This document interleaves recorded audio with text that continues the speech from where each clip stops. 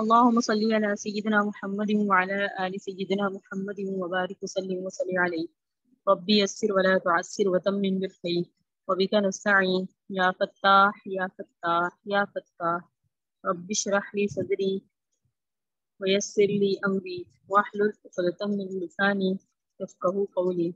ربي زدني علما ربي زدني علما ربي زدني علما. اللهم صل على سيدنا محمد وعلى آل سيدنا محمد وبارك وسلم عليه. آج کا جو سبق ہے وہ ہم پڑھتے ہیں بروز بدھ حقوق مصطفیٰ صلی اللہ علیہ وسلم، جس میں سے ہم نے الحمدللہ 7 حقوق پڑھ لیے. آج کا جو ہمارا سبق ہے وہ ہے 8واں حق، یعنی نبی علیہ السلام کا ہم امت مسلمہ پر جو حقوق ہیں اس میں سے ہم آج انشاءاللہ 8واں حق پڑھیں گے کہ نبی علیہ السلام کے محبین سے محبت ہو اور مخالفین سے نفرت ہو. نبی علیہ السلام کے حقوق میں ایک بڑا حق ہے اللہ اس کے رسول سے محبت کرنے والوں سے محبت کرنا، اور اللہ اور اس کے رسول سے دشمنی کرنے والوں سے دشمنی رکھنا، اور اظہار براءت والا تعلق کرنا. یہ دونوں ایمان کی عمدہ صفات میں سے ہے، اور پھر انہی میں بھی دوسری خوبی یعنی اللہ اور رسول کے دشمنوں سے دشمنی رکھنا یہ اعلیٰ ایمان کی علامت ہے. کیونکہ عموماً دوست کے دوست سے محبت اور دوستی آسان ہوتی ہے، لیکن دوست کی دشمن سے دشمنی وہی کر سکتا ہے جس کی دوستی نہایت درجہ مضبوط اور اخلاص پر مبنی ہے. قرآن و حدیث میں مومنین سے محبت اور کافروں سے نفرت اور دشمنی کو نہایت تاکید کے ساتھ بیان فرمایا گیا. سورہ مجادلہ کی آیت نمبر 22 میں فرمایا، جو لوگ اللہ اور آخرت کے دن پر ایمان رکھتے ہیں تم ان کو اللہ اس کے رسول کے دشمنوں سے دوستی کرتے ہوئے نہ دیکھو، خواہ وہ ان کے باپ یا بیٹے یا بھائی یا خاندان کے لوگ ہیں.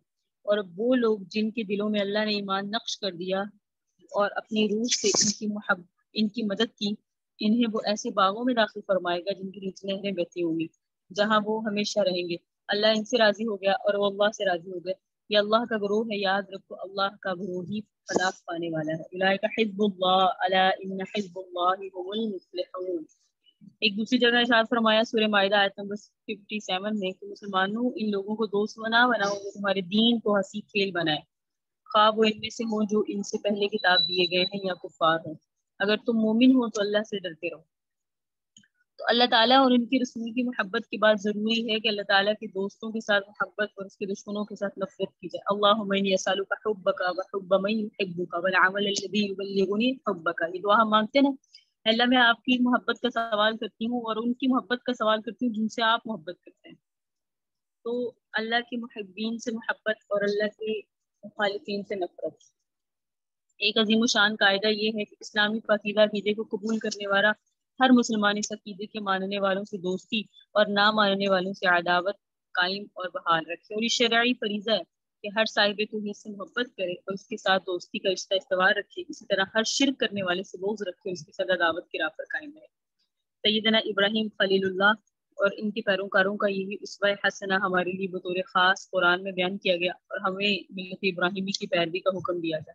چنانچہ اللہ تعالیٰ نے ارشاد فرمایا قد کانت لکم اسوۃ حسنہ فی ابراہیم، تمہارے لیے ابراہیم اور ان کے رفقاء میں ایک اچھا نمونہ ہے جب انہوں نے اپنی قوم کے لوگوں سے کہا کہ ہم تم سے اور جن کی تم اللہ کے سوا پوجا کرتے ہو ان سب سے بے تعلق و ناراض ہیں.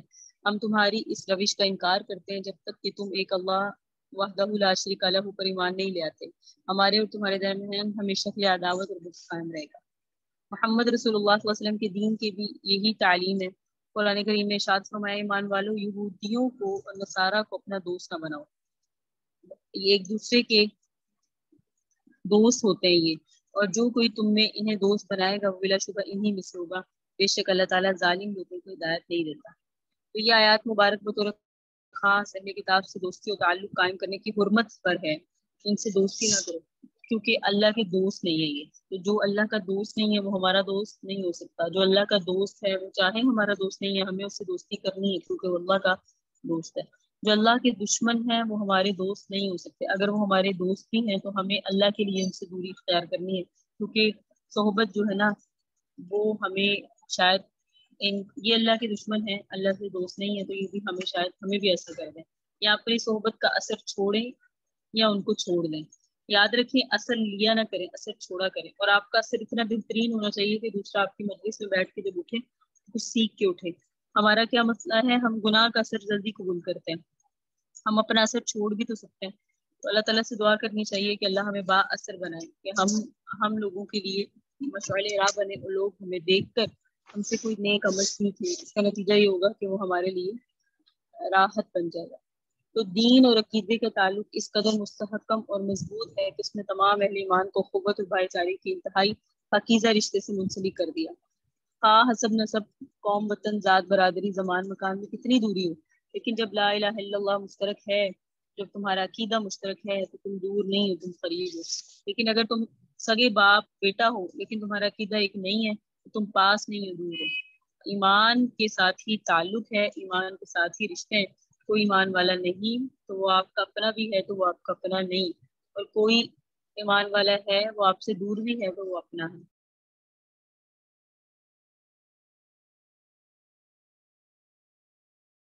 اب صحابہ کرام رضوان اللہ علیہم اجمعین کی وہ واقعات ہیں جس سے ہمیں پتہ چلے گا کہ صحابہ نے بھی دشمنی کی تو اللہ کے دشمنوں سے کی، اور محبت کی تو اللہ کے محبین سے کی۔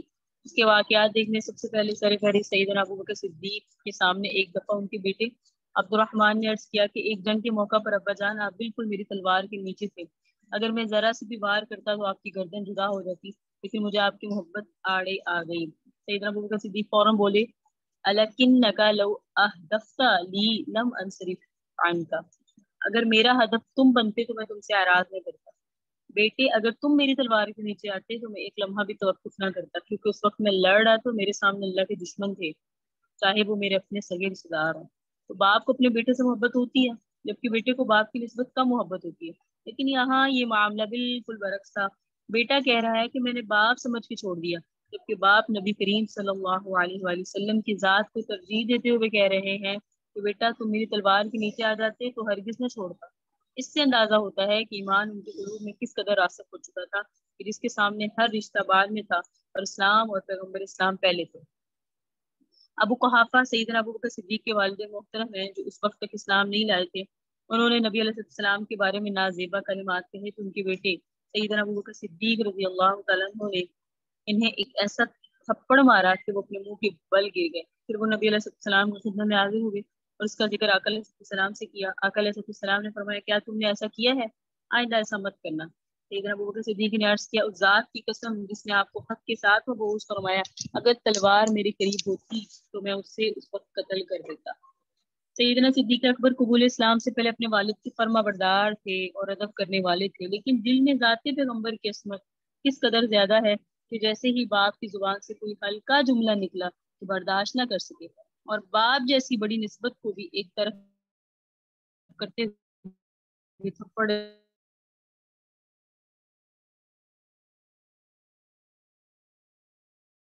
نصیب کر دیا۔ قطعاً پرواہ نہیں کی کہ باپ ادھر بھی سمجھا نبی صلی اللہ علیہ وسلم کی جرم ہے جس کے بدلے قتل کیا جا سکتا ہے، جبھی تو فرما رہے ہیں اگر تلوار کبھی قریب ہوتی تو قتل کر دو۔ اللہ تعالیٰ ہر فرد مسلم کو عزت رسول کے عظیم جذبے سے سرشار فرمائے اور ریاستی اداروں کو اپنی ذمہ داری ادا کرتے ہوئے گستاخان پیغمبر کو ان کے کیفر کردار تک پہنچانے کی توفیق عطا فرمائے۔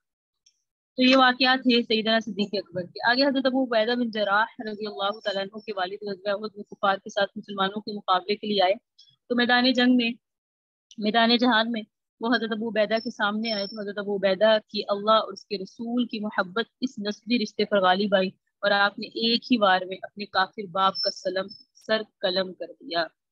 حضرت ابو عبیدہ بن جراح، کیوں؟ کیونکہ وہاں وہ لڑ رہے تھے اسلام کے لیے، کوئی رشتہ داریاں نہیں، کوئی تعلقات نہیں، کوئی محبتیں نہیں۔ محبت کا معیار ایک ہی نعرہ لا الہ الا اللہ، اور نفرت کا معیار اس کلمے سے انحراف ہے۔ جو اس کلمے والا ہے وہ امن میں ہے، جو نہیں ہے وہ نہیں ہے، چاہے وہ اپنا رشتہ دار ہو۔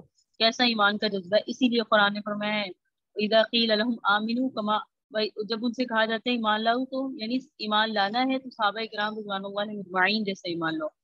کیوں؟ کیونکہ ان کے ایمان کا لیول اسی لیے اتنا زیادہ ہے۔ حضرت عمر فاروق رضی اللہ تعالیٰ عنہ کا ماموں ان کا سر قلم کا واقعہ دیکھیں کہ جنگ بدر میں حضرت عمر فاروق رضی اللہ تعالیٰ عنہ کا حقیقی ماموں یا عاص بن ہشام بھی جنگ کے لیے میدان میں نکلا۔ حضرت فاروق کی عادت نے پڑھ کر اس کا مقابلہ کیا اور بھانجے نے ماموں کی سر پر ایسی تلوار ماری کہ سر کو کاٹتی ہوئی جبڑے تک آ گئی۔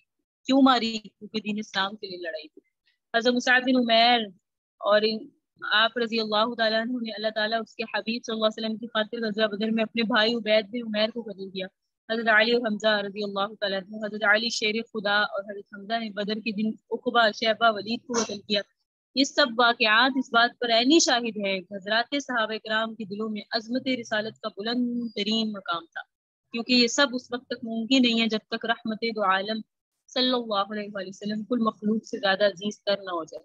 یقیناً حضرات صحابہ کرام ایمانی صفات سے مکمل متصف تھے، اسی لیے حضرت محمد صلی اللہ علیہ وسلم کے مقابلے میں آنے والے کسی بھی شخص اور کسی بھی ذات کی کوئی حیثیت نہیں سمجھتے تھے، خواہ وہ شخص باپ ہو، بیٹا ہو، بھائی ہی کیوں نہ ہو۔ ان کے نزدیک حضور صلی اللہ علیہ وسلم کا دشمن اپنا ہر احترام کھو بیٹھتا ہے۔ اللہ تعالیٰ ہر مسلمان کو ایمان کا ایسا اعلیٰ مقام عطا فرمائے کہ اس مقام پر مقام رسالت کی عظمت کھل جاتی ہے۔ تو آقا صلی اللہ علیہ وسلم کا ہم پھر اب 8واں حق کیا تھا کہ آقا کے محبین سے محبت اور آقا کے مخالفین سے نفرت۔ جو نبی علیہ السلام کا ہے وہ ہمارا ہے، جو آقا کا نہیں ہے وہ ہمارا نہیں ہے، چاہے اس سے ہمارا خونی رشتہ ہی کیوں نہ ہو۔ 9واں حق ہے حضرات صحابہ کرام اہل بیت سے محبت اور ان کی عظمت۔ یاد رکھیں کہ دین اسلام کا منبع اور سر چشمہ وحی الہی ہے، جو اللہ تبارک و تعالیٰ کی جانب سے نبی علیہ السلام پر نازل کی گئی، خواہ وہ وحی الہی قرآن کریم کی صورت میں ہو یا سنت رسول اور احادیث کی صورت میں ہو۔ نبی علیہ السلام سے اس وحی الہی اور دین اسلام کو لینے کے لیے اللہ تبارک و تعالیٰ ہی نے صحابہ کرام رضوان اللہ مجمعین جیسی مقدس جماعت کو حضور اکرم صلی اللہ علیہ وسلم کی صحبت، تعلیم اور تلقین کے لیے منتخب فرمایا۔ صحابہ کرام رضوان اللہ مجمعین کے اسلام اور شریعت اسلام میں خاص مقام ہے۔ یہ ایک ایسی مقدس جماعت ہے جو رسول اللہ صلی اللہ علیہ وسلم اور عام امت کے درمیان اللہ تعالیٰ کی عطا کردہ ایک واسطہ ہے۔ اس واسطے کے بغیر نہ امت کو قرآن ہاتھ آ سکتا تھا، نہ قرآن کریم کے وہ مضامین جن کو قرآن نے رسول اللہ صلی اللہ علیہ وسلم کے بیان پر یہ کہہ کر چھوڑ دیا لِنُبَيِّنَ لِلنَّاسِ مَا نُزِّلَ إِلَيْهِمْ لِتُبَيِّنَ لِلنَّاسِ مَا نُزِّلَ إِلَيْهِمْ، اور نہ ہی رسالت اور اس کی تعلیمات کا کسی کو اس واسطے کے بغیر علم ہو سکتا تھا۔ اور واسطہ کس کا واسطہ ہے؟ صحابہ کرام کا۔ صحابہ کرام رضوان اللہ مجمعین آپ علیہ السلام کی تعلیمات کو دنیا کی ہر چیز حتیٰ کہ اپنی آل اولاد، اپنی جان مال سے زیادہ عزیز رکھتے تھے۔ آپ کے پیغام کو اپنی جانیں قربان کر کے دنیا کے گوشے گوشے میں پھیلانے والے صحابہ کرام ہیں، اس لیے ان کی عظمت کو دل میں رکھنا، ان کے ساتھ دلی محبت جبکہ ان کے دشمنوں کے ساتھ دل نفرت کرنا نبی علیہ السلام کا حق ہے۔ اب آپ سے میرا سوال ہے، کیا ہمیں صحابہ کے دشمنوں سے نفرت ہے اور کیا ان کے محبین سے محبت ہے؟ اگر ہے تو ہم نبی علیہ السلام کا حق پورا کر رہے ہیں، اور اگر نہیں ہے تو ہم حقوق میں کوتاہی کر رہے ہیں۔ اللہ تعالیٰ ہمیں حق تلفی سے بچائے اور نبی علیہ السلام کے حقوق کو کما حق ادا کرنے کی توفیق عطا فرمائے۔ قرآن کریم نے اللہ تعالیٰ نے صحابہ کرام کے بارے میں ارشاد فرمایا، قرآن کریم میں کیا ارشاد فرمایا گیا؟ وَلَكِنَّ اللَّهَ حَبَّبَ إِلَيْكُمُ الْإِيمَانَ وَزَيَّنَهُ فِي قُلُوبِكُمْ وَكَرَّهَ إِلَيْكُمُ الْكُفْرَ وَالْفُسُوقَ وَالْعِصْيَانَ أُولَئِكَ هُمُ الرَّاشِدُونَ۔ اللہ نے محبت ڈال دی تمہارے دل میں ایمان کی، اور ڈال دیا اس کو تمہارے دلوں میں، اور نفرت ڈال دی تمہارے دل میں کفر اور گناہ نافرمانی کی، اور وہ لوگ انہی ہیں جو نیک ہیں۔ فی قلوبہم الایمان، ان کے دلوں میں محبت ہے۔ سابقون الاولون ہیں، سب سے پہلے ایمان لانے والے، ہجرت کرنے والے ہیں۔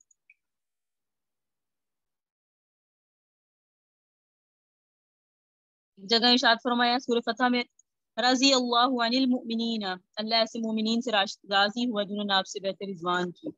اور اللہ تعالیٰ نے ایک جگہ فرمایا رضی اللہ عنہم ورضوا عنہ، اللہ ان سے راضی ہوا وہ اللہ سے راضی ہوئے۔ ایسی بہت ساری آیات ہیں کہ نبی علیہ السلام نے قرآن میں جس میں صحابہ کرام کی عظمت پر دلیل ہے، اور اساتذہ فرماتے ہیں 1200 آیات ہیں قرآن میں جو صحابہ کرام کی عظمت پر دلالت کرتی ہیں، اور ایسی احادیث بھی ہیں جو صحابہ کرام رضوان اللہ مجمعین کی عظمت پر دلالت کرتی ہے۔ ایک حدیث ہے، نبی علیہ السلام نے فرمایا جو شخص اقتداء کرنا چاہتا ہے اس کو چاہیے کہ صحابہ رسول کی اقتداء کرے، کیونکہ یہ حضرات ساری امت سے زیادہ اپنے قلوب کے اعتبار سے پاک ہیں، اور علم کے اعتبار سے گہرے، تکلف اور بناوٹ سے دور ہیں، عادات کے اعتبار سے معتدل اور حالات کے اعتبار سے بہتر ہیں۔ یہ وہ قوم ہے جس کو اللہ نے اپنے نبی کی صحبت اور دین کی اقامت کے لیے پسند فرمایا، تو تم ان کی قدر پہچانو، ان کے آثار کی اتباع کرو، کیونکہ یہی لوگ مستقیم طریق پر ہیں۔ نبی مکرم علیہ السلام نے اپنے کسی بھی صحابی کو گالی دینے، برا کہنے، سمجھنے سے سخت منع فرمایا کہ کوئی بھی مسلمان اپنا سارا مال خرچ کر کے بھی میرے کسی بھی ادنا سے صحابی کے رتبے اور فضیلت کو نہیں پا سکتا۔ فرمایا میرے صحابی کو گالی یا برا بھلا مت کہو، جان لو کہ تم میں سے کوئی احد پہاڑ کے برابر بھی سونا اور خیرات کر دے تو وہ ان صحابہ میں سے کسی ایک کے مکمل یا آدھے مد یعنی آدھا کلو یا ایک پاؤ اناج کے خرچ کرنے کی فضیلت کے مقام تک بھی نہیں پہنچ سکتا۔ ان کا خرچ کیا ہوا اتنا فضیلت کا حامل ہے۔ نبی علیہ السلام نے فرمایا سب سے بہترین زمانے، سب سے بہترین لوگ میرے زمانے کے ہیں، پھر وہ لوگ جن کے بعد ہیں، پھر وہ لوگ جن کے بعد، یعنی سب سے بہترین زمانہ صحابہ کا، پھر تابعین کا، پھر تبع تابعین کا۔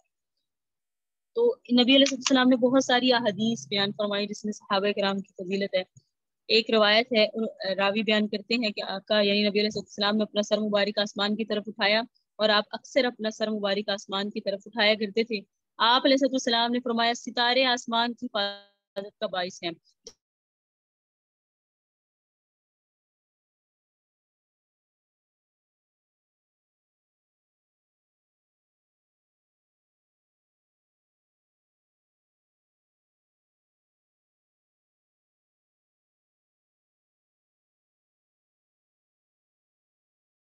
جب ستارے جاتے رہیں گے تو آسمان وعدے کے مطابق ٹوٹ، جب چلا جاؤں گا تو میرے صحابہ کو اس اکرام اور فضیلت میں ان میں سے کسی ایک کا کسی جنگ میں شامل ہونا اللہ تعالیٰ کی طرف سے فتح کا سبب بنا دیا۔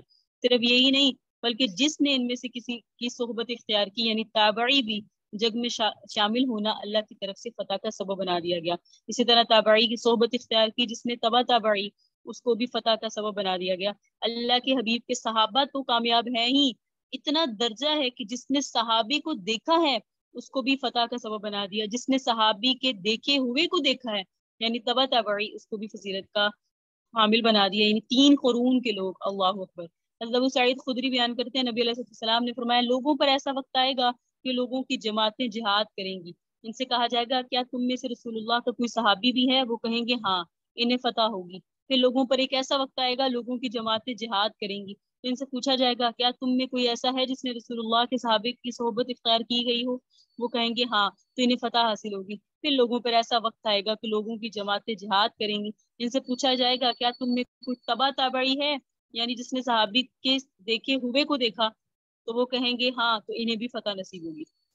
پھر لوگوں پر ایسا وقت زمانہ آئے گا کہ ان میں سے ایک لشکر بھیجا جائے گا، تو ان سے کہا جائے گا دیکھو کیا تم اپنے ساتھ رسول اللہ کا کوئی صحابی پاتے ہو؟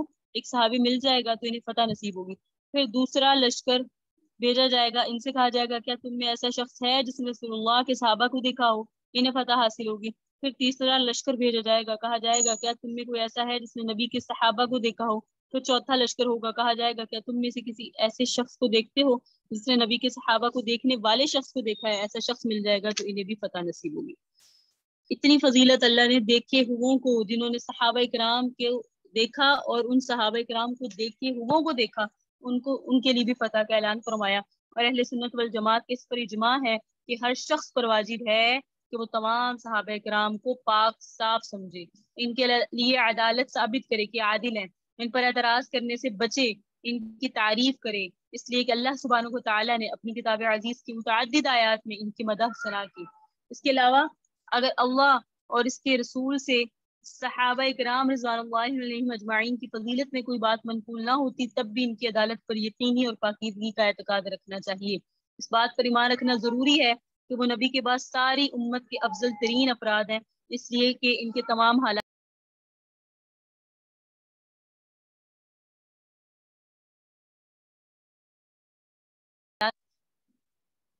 وہ نبی علیہ السلام کے بعد ساری امت کے افضل ترین افراد ہیں، اس لیے کہ ان کے تمام حالات اسی کے مقتضا تھے۔ انہوں نے ہجرت کی، جہاد کیا، دین کی نصرت میں اپنی جان مال کو قربان کیا، اپنے باپ بیٹوں کی قربانی پیش کی، اور دین کے معاملے میں باہمی خیر خواہی اور ایمان الیقین کا اعلیٰ مرتبہ حاصل کیا۔ اس لیے اگر احادیث نہ بھی ہوتی تو بھی ان کا مقام و مرتبہ زیادہ تھا، اللہ یہ کہ اب تو بہت ساری احادیث ہیں جو ان کی فضیلت پر دلالت کرتی ہیں۔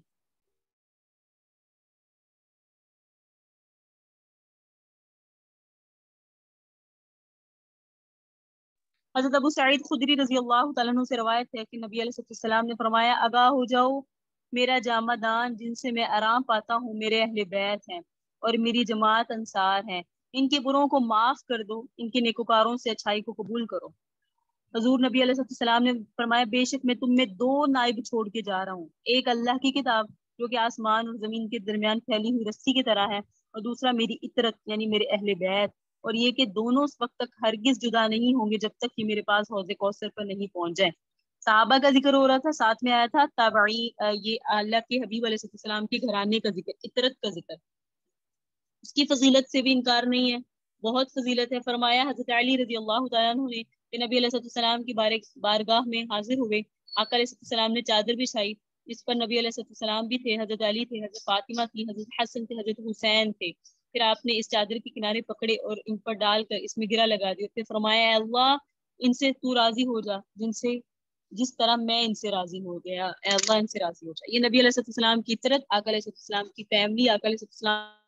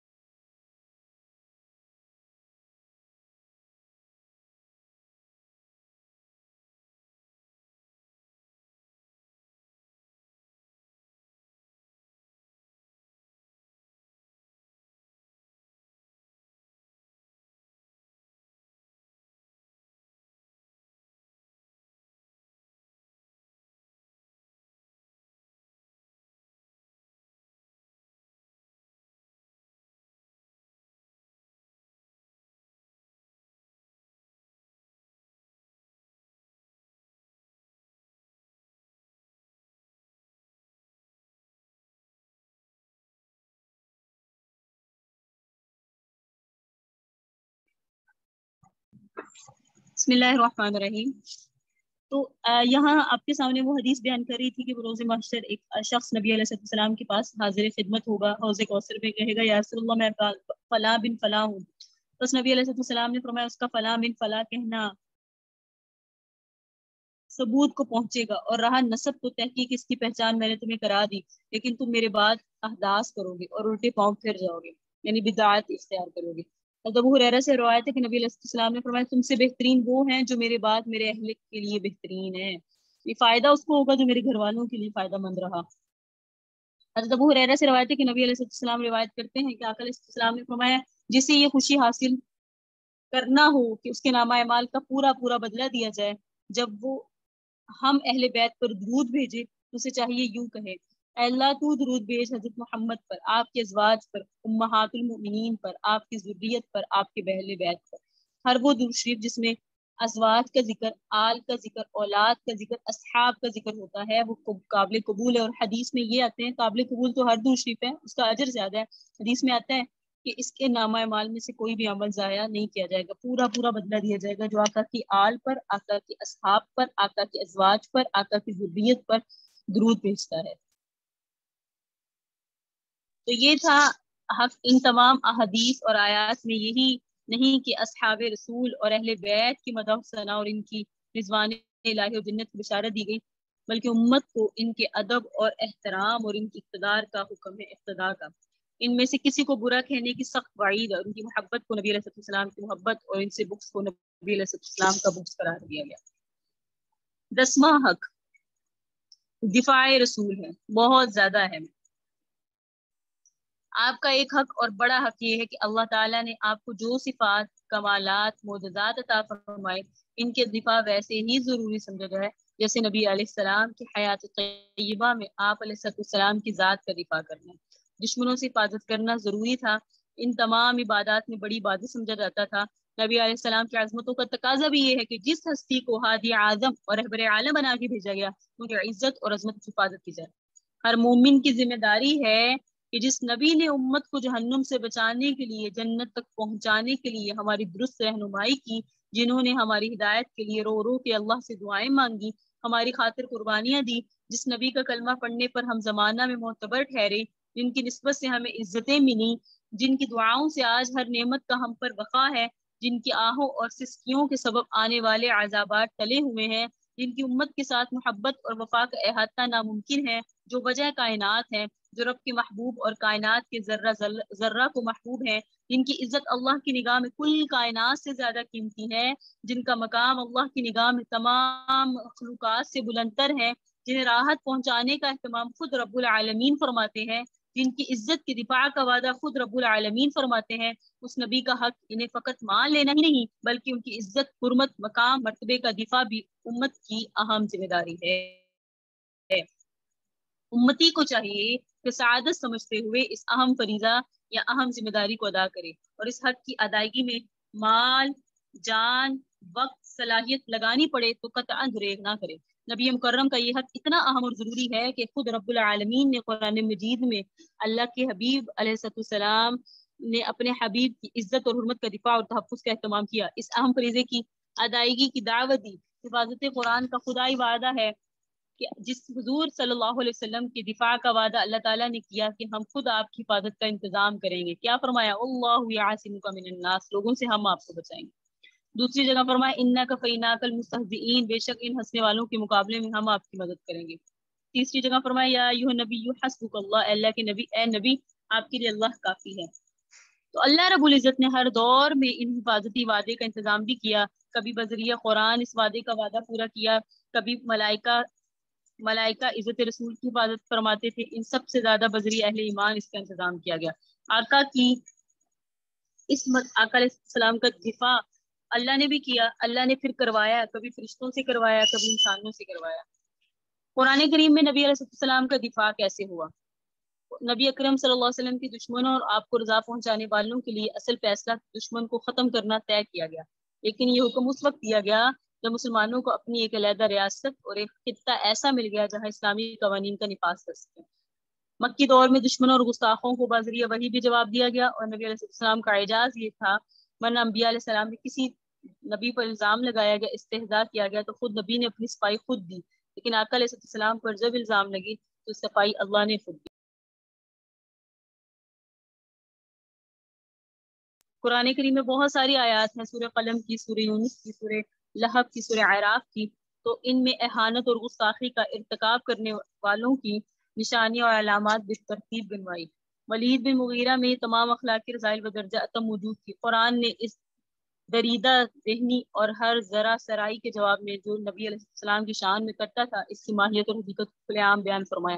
الغرض الحمد سے لے کر والناس تک پورے قرآن میں ایک مقام بھی ایسا نہیں جہاں منکر قوم کے کسی طبقے نے یا کسی فرد نے آقا کا انکار کرتے ہوئے تانا دیا ہو اور آقا کو خود اس کا رد کرنے اور دفاع کرنے کی ضرورت پیش آئی ہو، بلکہ تانے کے رد کے لیے خدا نے خود جواب دیا۔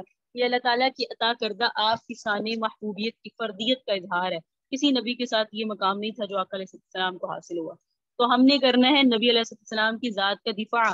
تو بیان کیا جا رہا ہے یہ کام چھوٹا نہیں ہے، یہ کام خود اللہ فرماتے ہیں۔ پھر قرآن مقدسہ جو کہ ضابطہ حیات ہے، اس میں اللہ تعالیٰ نے مسلمانوں کی جان، مال، عزت، نسل، گھر بار کی حفاظت کے لیے قوانین نازل فرمائے۔ جان کی حفاظت کے لیے کہا قصاص، جان کا بدلہ جان، مال کی حفاظت چوری ڈکیتی کی بھی سزا بیان کی، نسب کی حفاظت کے لیے زنا کی سزا بھی بیان کی، عزت کی حفاظت کے لیے تہمت لگانے کی سزا بھی بیان کی۔ تو جس رب نے عام انسان کی جان، مال، عزت کی حفاظت کے لیے انتظامات کیے ہوں اور ان پر قانون سازی کی ہو، تو کیسے ممکن تھا کہ صاحب قرآن کی حفاظت کے لیے کوئی انتظام نہ ہو، کوئی قانون نہ ہو؟ چنانچہ اللہ تعالیٰ نے دشمنوں کو تنبیہ فرمائی اور کہا کہ بے شک جو نبی اور اللہ اور ان کے رسول کو عذاب پہنچاتے ہیں، اللہ کی لعنت ہے ایسے پر، دنیا میں بھی اور آخرت میں بھی، اور اس کے لیے ذلت کا عذاب ہے۔ ایسی بہت ساری آیات ہیں جس میں اللہ نے واضح فرمایا۔ تو پھر اللہ نے اپنے حبیب صلی اللہ علیہ وسلم کی عزت کا دفاع مکہ میں بھی فرمایا اور مدینہ میں بھی فرمایا اور آقا کی آخری وقت تک فرمایا۔ فرشتوں کے ذریعے بھی نبی علیہ السلام کی حفاظت فرمائی۔ وہ کیسے کہ اللہ تعالیٰ نے نبی کی حفاظت کے وعدے کی تکمیل فرشتوں کے ذریعے کروا کر بھی کی۔ حضرت عبداللہ بن عباس فرماتے ہیں جب یہ آیت نازل ہوئی تبت یدا ابی لہب، ابو لہب کی بیوی آئی، نبی علیہ السلام بیٹھے ہوئے تھے اور ان کے ساتھ سیدنا ابو بکر صدیق تھے۔ تو ابو بکر صدیق نے نبی علیہ السلام کو کہا کہ اللہ کے رسول اگر آپ تھوڑا سا ایک طرف ہو جائیں تاکہ یہ آپ کو تکلیف نہ دے سکے، تو نبی علیہ السلام نے فرمایا میرے اور اس کے درمیان پردہ حائل کر دیا گیا ہے۔ وہ آئی اور آ کر ابو بکر صدیق کے پاس کھڑی ہوئی اور کہنے لگی اے ابو بکر تیرے دوست نے ہماری ہجر کی ہے، یعنی ہمیں برا بھلا کہا ہے۔ حضرت ابو بکر صدیق کہنے لگے نہیں، اس گھر کے رب کی قسم نہ تو وہ شیر کہتے ہیں نہ وہ شیر بولتے ہیں۔ تو وہ کہنے لگی بے شک تمہاری بات تو ٹھیک ہے اور سچ ہے۔ جب وہ چلی گئی تو حضرت ابو بکر صدیق کہنے لگے آپ علیہ السلام کو اس نے نہیں دیکھا، یعنی آقا علیہ السلام موجود تھے وہاں، آقا علیہ السلام سے کہا کہ آپ کو نہیں دیکھا، تو نبی علیہ السلام نے فرمایا اس وقت تک فرشتے مجھے اس کی نگاہ سے چھپا کر رکھے رہے تھے، تو وہ چلی گئی، یعنی فرشتے میرے اور اس کے درمیان حائل تھے۔ تو حضرات فرشتے جو ہے نا ان کے ذریعے بھی نبی علیہ السلام کا دفاع کروایا گیا۔ خود حضرت جبرائیل کا دیکھیں، جبرائیل امین علیہ السلام کا خود انتقام لینا بھی ہوا۔ عبداللہ بن عباس فرماتے ہیں مذاق اڑانے والے یہ لوگ تھے ولید بن مغیرہ، اسود بن عبد الیہوس، اسود بن عبد المطلب، حارث بن عیس، اسہمی، عاص بن وائل۔ آپ کی خدمت میں حضرت جبرائیل حاضر ہوئے، نبی علیہ السلام نے ان سے ان لوگوں کی شکایت کی اور دکھایا کہ فلاں شخص ولید ہے۔ حضرت جبرائیل نے اس کی کہل، ایک رگ کا نام ہے جو ہاتھ میں ہوتی ہے، جس کا دوسرا نام نہر بدن یا رگ حیات تھی، اس کی طرف کچھ اشارہ سا کر دیا۔ آپ نے دریافت فرمایا جبرائیل سے کہ تم نے یہ کیا کیا؟ انہوں نے فرمایا جو کچھ مجھ کو کرنا تھا کر دیا۔ اس کے بعد بتایا آقا علیہ السلام نے کہ یہ اسود بن عبد المطلب ہے۔ حضرت جبرائیل نے اس کی دونوں آنکھوں کی طرف کچھ اشارہ کر دیا۔ آپ علیہ السلام نے پھر پوچھا کہ تم نے کیا کیا؟ انہوں نے پھر وہی جواب دیا جو کچھ کرنا تھا کر دیا۔ اس کے بعد آقا نے اسود بن یغوث کا بتایا، حضرت جبرائیل نے اس کے سر کی طرف کچھ اشارہ کر دیا۔ آقا نے دریافت فرمایا تم نے کیا کیا؟ انہوں نے کہا جو کرنا تھا کر دیا۔ اس کے بعد حضرت جبرائیل کو بتایا آقا نے کہ حارث ہے، انہوں نے اس کے پیٹ کی طرف حضرت جبرائیل نے اشارہ کیا۔ آپ علیہ السلام نے دریافت کیا یہ تم نے کیا کیا؟ انہوں نے کہا وہی جو مجھے کرنا تھا۔ اس کے بعد اتفاقاً ادھر سے عاص بن وائل کا گزر ہوا تو حضرت جبرائیل نے اس کے پاؤں کے تلے کی طرف اشارہ فرمایا۔ آقا علیہ السلام نے فرمایا تم نے کیا کیا؟ حضرت جبرائیل نے فرمایا مجھ کو جو کرنا تھا کر دیا۔ انجام کیا ہوا؟ ایک مرتبہ ولید کے پاس قبیلہ خزاعہ کا ایک شخص تیر درست کرتا ہوا گزرا، اتفاقاً تیر کی نوک ولید کے رگ الکحل میں چبھ گئی اور وہ رگ کٹ گئی۔ اسود بن عبد المطلب کا انجام یہ ہوا کہ وہ ایک مرتبہ بابل کے ایک درخت کے نیچے کھڑا ہوا تھا کہ یکا یک چیخ چیخ کر کہنے لگا میرے بچوں مجھ کو بچاؤ، میرے بچوں مجھ کو بچاؤ۔ لوگ بولے کہ کیا ہوا؟ کچھ نظر نہیں آتا، مگر وہ چیخ چیخ کر یہ کہہ رہا تھا میرے بچوں مجھے بچا لو، میں مر رہا ہوں۔ کوئی شخص نیزے کی نوک کے کچوکے میری آنکھوں میں دے رہا ہے، جیسے نوک نکلی ہوتی ہے اس کی نیزے کی، تو یہ کہنے لگا اس کے جو کچوکے ہیں کوئی میری آنکھوں میں مار رہا ہے، اور حضرت جبرائیل نے اشارہ بھی اس کی دونوں آنکھوں کے درمیان کیا تھا۔ یہی کہتے کہتے اس کی دونوں آنکھیں پھٹ گئی۔ اسود بن یغوث کا انجام یہ ہوا کہ اس کے سر میں بہت سے زخم ہو گئے اور اس کی وجہ سے مر گیا۔ حارث کا انجام یہ ہوا کہ اس کے پیٹ میں زرد پانی جمع ہوا حتیٰ کہ اس کے منہ سے باہر نکلنے لگا اور اسی حالت میں مر گیا۔ عاص بن وائل کا انجام یہ ہوا کہ ایک مرتبہ وہ گدھے پر سوار ہو کر طائف گیا اور گدھا جو ہے وہ ایک گھاس کھاتا تھا، اس پر بیٹھ گیا جس کی وجہ سے اس کے پاؤں کے تلوے میں کانٹا گھس گیا اور وہ اسی صدمے سے اور اسی تکلیف سے مر گیا۔ تو یہ سارے یہ کون سے دشمن رسول تھے اور ان کا دفاع کرنے کے لیے کون اترے؟ حضرت جبرائیل۔ ہمیں بتایا جا رہا تھا کہ اللہ رب العزت نے خود اپنے نبی کا دفاع کیا، اور جب اللہ کے حکم سے ملائکہ نے بھی کیا، اور اسی طرح غلامان مصطفیٰ کے ذریعے یعنی نبی علیہ السلام کی قیامت، آقا علیہ السلام کے زمانے سے لے کر قیامت تک ایسے غلامان مصطفیٰ رہیں گے زندہ، ایسی ایک گروہ، ایسی جماعتیں تیار رہیں گی جو نبی علیہ السلام کے نام پر بھی اپنے سر کٹوانے کے لیے تیار ہے۔ جیسے اللہ تعالیٰ نے خود بھی نبی علیہ السلام کی حفاظت کا وعدہ فرمایا، امت کو بھی اس کی فریضے کی طرف توجہ کروائی کہ ہر امتی کی یہ ذمہ داری ہے کہ نبی علیہ السلام کی نصرت کرے۔ حضور کی مدد یہ وہ عظیم کام ہے جو اللہ تعالیٰ اللہ کے فرشتے اور نیک مومن خود کرتے ہیں۔ فرمایا بے شک اللہ اور جبرائیل اور نیک مومنین اس رسول کے حامی اور دوست ہیں، اور ان کے علاوہ دیگر فرشتے بھی۔ اور ایک جگہ فرمایا اللہ تعالیٰ دیکھنا چاہتے ہیں کون غیب کی باتوں کو بغیر دیکھے اس کی اور اس کے رسولوں کی مدد کرتا ہے، بے شک اللہ اس کے ذریعے تمہیں آزمانا اور نوازنا چاہتا ہے، ورنہ بے شک اللہ تو بہت قوت والا اور غلبے والا۔ خود نبی علیہ السلام نے بھی صحابہ کرام سے اپنی حفاظت اور ہر حال میں مدد و نصرت کا وعدہ لیا۔ سیرت نبی صلی اللہ علیہ وسلم کا مشہور واقعہ ہے کہ جس وقت مدینہ کے لوگوں نے بیعت عقبہ ثانیہ کے موقع پر آقا علیہ السلام کو مدینہ تشریف لانے کی دعوت دی تو انہوں نے اس وقت بھی آقا کی حفاظت اور دفاع کا وعدہ کیا۔ صحابہ کرام جنہوں نے نور نبوت کو آنکھوں سے دیکھا، جن کی زندگیاں قرآن مقدس کا عملی نمونہ بنی، جن کے دل محبت رسالت سے سرشار، جذبات رسالت معاب پر فدا ہونے کے لیے بے قرار رہتے تھے، جنہیں ذات پیغمبر کل کائنات سے زیادہ عزیز تھے، وہ جماعت جو مزاج قرآن مطلوب قرآن کو امت میں سب سے زیادہ جاننے والے تھے، انہوں نے نبی علیہ السلام کے دیگر حقوق کی طرح بلکہ ہر حق میں بڑھ کر نبی علیہ السلام کی حفاظت کا حق بھی ادا کیا، اور عمر کے ہر دور میں، ہر حال میں، خوشی میں، غم میں، تنگی میں، راحت میں، دن میں، رات میں، آخری سانس تک میں اپنے آقا صلی اللہ علیہ وسلم کا دفاع کیا۔ تاریخ میں صحابہ کے ایسے بے شمار واقعات موجود ہیں، محفوظ ہیں، جس میں انہوں نے بلا تعمل ترجیحی بنیادوں پر حضور سرور کونین صلی اللہ علیہ وآلہ وسلم کا دفاع کیا، اور انعام میں نبی علیہ السلام کی راحت، آپ کی خوشی، آپ سے ملنے والی دعاؤں کو اپنے مقدر کر لیا۔ حضرات صحابہ نے 3 رخوں سے نبی علیہ السلام کا دفاع اور حفاظت کا حق ادا کیا، ذات پیغمبر کا دفاع کیا، رسول اللہ کی عزت کا دفاع کیا، اور آپ کی ختم نبوت کا دفاع کیا۔ اب تینوں رخوں پر صحابہ کے دفاعی واقعات پیش کیے جائیں گے، جن سے ایک طرف تو ان کے غلاموں کی اپنے آقا سے شدید محبت نظر آتی ہے، دوسری طرف معلوم ہوتا ہے صحابہ کرام دشمنان رسول کے معاملے میں کس قدر سخت تھے، اور یہی وہ وصف ہے جس کی مدح اللہ نے قرآن میں بیان فرمائی، محمد رسول اللہ والذین معہ اشداء علی الکفار رحماء بینہم، کہ محمد اللہ کے رسول ہے اور ان کے ساتھی صحابہ کرام کافروں پر سخت ہیں لیکن آپس میں بڑے نرم دل ہیں۔ تو صحابہ کرام رضوان اللہ مجمعین کا یہ وہ معاملہ ہے جس میں یہ پتہ چلتا ہے کہ صحابہ کرام نے نبی علیہ السلام کا دفاع کس طرح کیا۔ دفاع کی صورتیں آپ کے سامنے آ گئی ہیں، ذات نبی کا دفاع، آقا علیہ السلام کی عزت کا دفاع، اور آقا کی ختم نبوت کا دفاع۔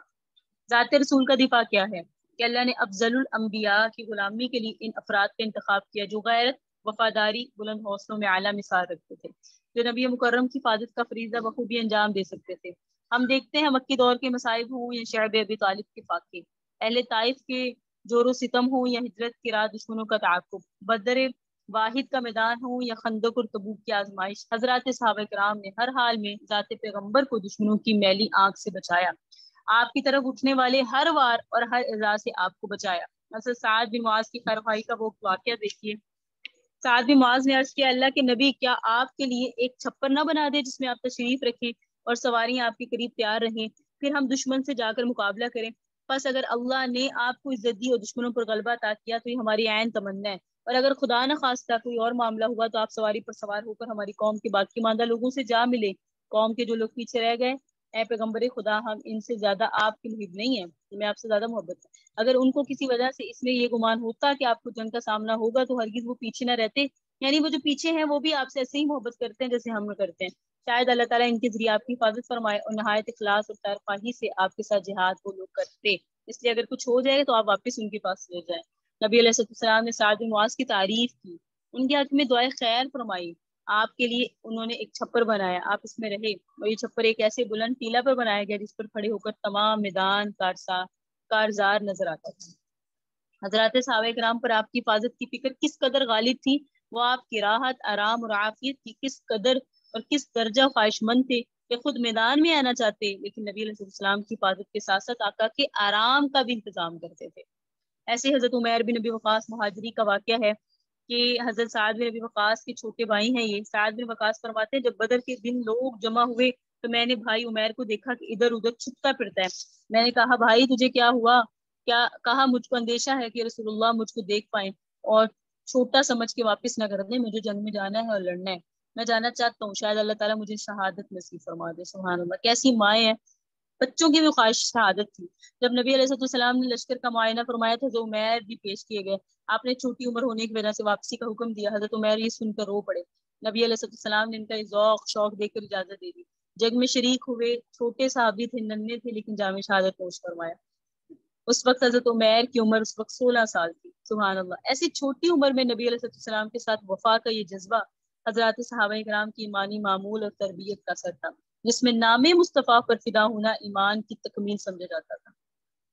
نبی علیہ السلام نے جب ابو سفیان کے قافلے کے خروج کا حکم دیا تو حضرت خثیمہ رضی اللہ تعالیٰ عنہ نے اپنے بیٹے حضرت سعد سے کہا، اے بیٹا ہم میں سے ایک کا بچوں اور عورتوں کی حفاظت کے لیے گھر میں رہنا ضروری ہے، تم اثار کرو اور مجھ کو رسول اللہ کے ہمراہ جانے کی اجازت دو، تم یہاں ٹھہرو۔ اس پر حضرت سعد نے صاف انکار کیا اور عرض کیا کہ جنت کے سوا اگر کوئی اور معاملہ ہوتا تو ضرور اثار کرتا، آپ کو اپنے نفس پر ترجیح دیتا، لیکن میں اس سفر میں اپنے شہید ہونے کی کبھی امید رکھتا ہوں۔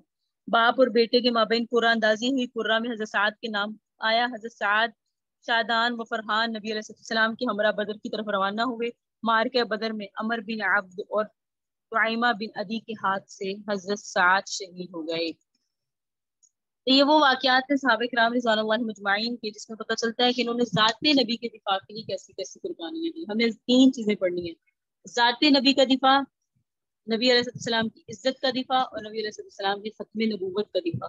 اس میں سے ہم پہلے ٹاپک کو پڑھ رہے ہیں جس میں ہم نے پڑھا ذات نبی کا دفاع، اس میں آگے واقعہ ہوگا حضرت زبیر بن عوام رضی اللہ تعالیٰ عنہ کا، یہاں سے انشاءاللہ ہم اگلے سبق میں پڑھیں گے۔ سبق بہت دلچسپ ہے، اس اعتبار سے کہ ایمانی تقویت کا ذریعہ ایمان کو تازہ کرنے والے واقعات ہیں. اللہ پاک ہمیں ان واقعات کو سمجھ کر ایسا جذبہ بنانے کی اور سکھانے کی توفیق عطا فرمائے. ھذا هو المرام واللہ اعلم بحقیقۃ الکلام. صلی اللہ تعالی علی حبیب خیر خلقہ محمد وعلی آلہ واصحابہ وذریاتہ اجمعین وبرحمتک یا ارحم الراحمین. اللهم صل على سيدنا محمد وعلى آل سيدنا محمد وبارك وسلم وسلم.